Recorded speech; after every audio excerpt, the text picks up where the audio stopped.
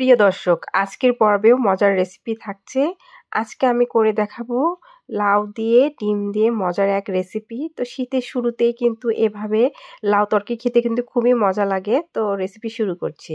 তো এখানে আমি পরিমাণ মতো তেল দিয়েছি, একটু হলুদের গুঁড়া দিয়ে নিলাম। তো সিদ্ধ ডিমটা এটা আমি ছিলে নিয়েছি। তো এটা আমি ডিমটা দিয়ে দিলাম ভাজির জন্য। তো ডিমটা ভালো করে আমি ভেজে নিব।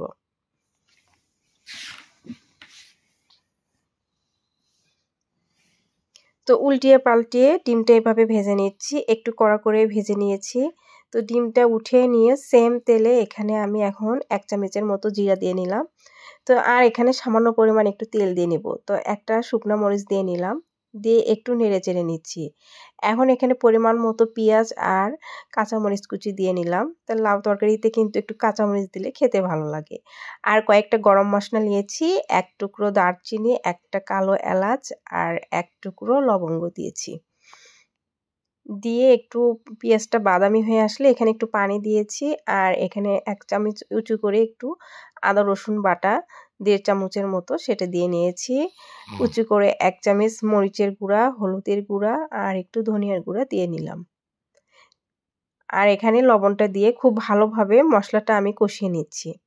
তো যখন তেলটা উপরে ভেসে উঠবে তখন এই কেটে রাখা যে লাউটা আছে সেটা আমি দিলাম। আর লাউটা কিন্তু খুবই কচি, একদম দেখতেই পাচ্ছেন একটু বড় করে কেটে নিয়েছি। তো এইভাবে কেটে কিন্তু রান্না করলে দেখতেও সুন্দর লাগে আর খেতেও কিন্তু মজা লাগে। তো লাউটা এই মশলার সাথে খুব ভালোভাবে আমি এভাবে মিশিয়ে নিচ্ছি। তো এভাবে কিন্তু মশলার সাথে লাউটা মিশিয়ে নিতে হবে। আর কিছুক্ষণ এভাবে আমি ভেজে নেব এই লাউটা কষিয়ে নেওয়ার জন্য। আর লাউ দিয়ে কিন্তু এই পর্যায়ে আস্তে আস্তে পানিটা ছেড়ে দিচ্ছে। এই পানি দিয়েই কিন্তু লাউটা কিছুক্ষণ কষানো হয়ে যাবে। তো আমার তো পানি তো ছেড়ে দিয়েছে, কিন্তু এখন আমি এখানে পরিমাণ মতো কিছু পানি দিয়ে নিচ্ছি।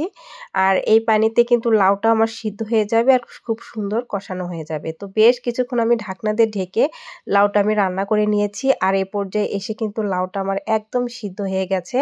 তো এখন আমি এই ভেজে রাখা যে ডিমগুলো আছে সেগুলো দিয়ে নিলাম।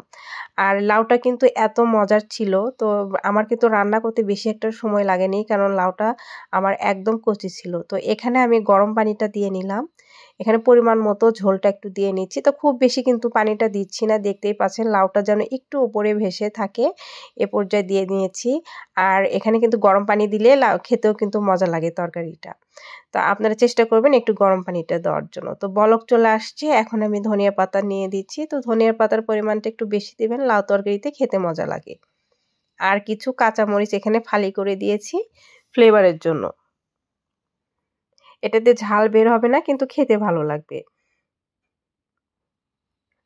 আমি কিন্তু খুব সাধারণভাবে সহজভাবে রেসিপিটি দেখিয়েছি খুব অল্প সময়ে। আশা করছি আজকের রেসিপিও বরাবরের মতো ভালো লাগবে। আমার কিন্তু রান্নাটা শেষ হয়েছে, আমি চুলাটা অফ করে দিয়েছি। দেখতেই পাচ্ছেন এর কালারটা কিন্তু খুবই সুন্দর হয়েছে।